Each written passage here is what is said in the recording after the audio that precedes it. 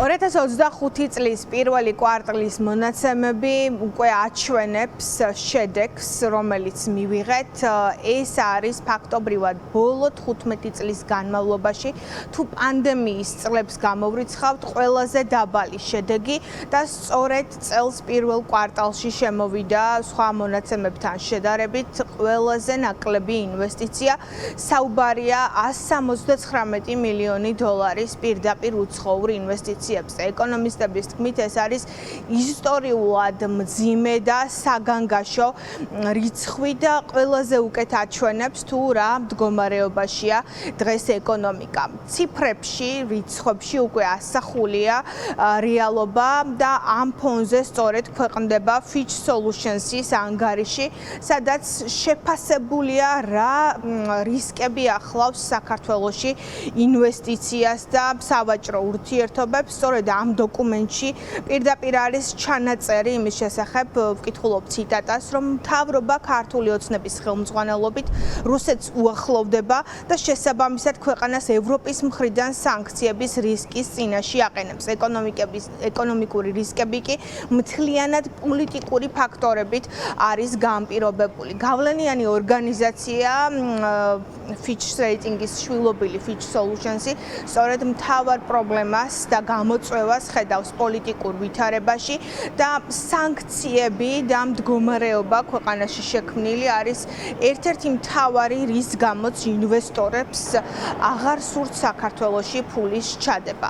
რა არის მიზეზები, მათ შორის ინვესტიციების ასე შემცირების? ეკონომისტები საუბრობენ იმაზე, რომ ეს მთლიანად არის ქართული ოცნების პოლიტიკის დამსახურება და არავინ გარისკავს ფულის ჩადებას ქვეყანაში, სადაც არ ექნება სამართლის პოვნის იმედი და ქვეყანაში, რომლის უმაღლესი თანამდებობის პირებიდან ძირითადი ნაწილი სანქცირებულია. 2010 წლის შემდეგ თუ ამოვიღებ სტატისტიკიდან კოვიდის 2 წელიწადს, ასეთი დაბალი მაჩვენებლები პირველ კვარტალში არ ქონდა.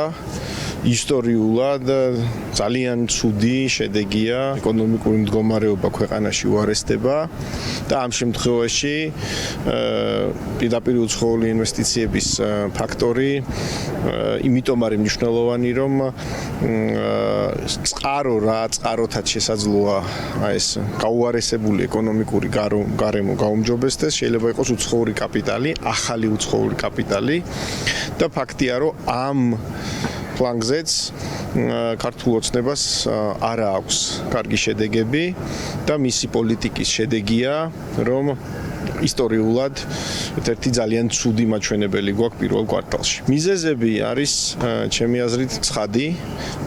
პირველი ეს არის ზოგადად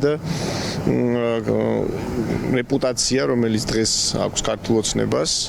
ეს არის ხშირ შემთხვევაში არაღიარებული მთავრობა, ეს არის დასანქცირებული მთავრობა და ეს არის მთავრობა, რომლის პირობებშიც მსხვილ საერთაშორისო ინვესტორებს შეექმნათ პრობლემები ქვეყანაში. ასეთ დროს კაპიტალი უცხოური ფრთხილობს და ამ ფრთხილის შედეგია საქართველოს ბაზარზე ფაქტიურად არ არსებული ახალი პირდაპირი უცხოური ინვესტიციები. ინვესტიციები ეს არის ფისკალური რესურსის ერთ-ერთი მთავარი შემოდინების წყარო.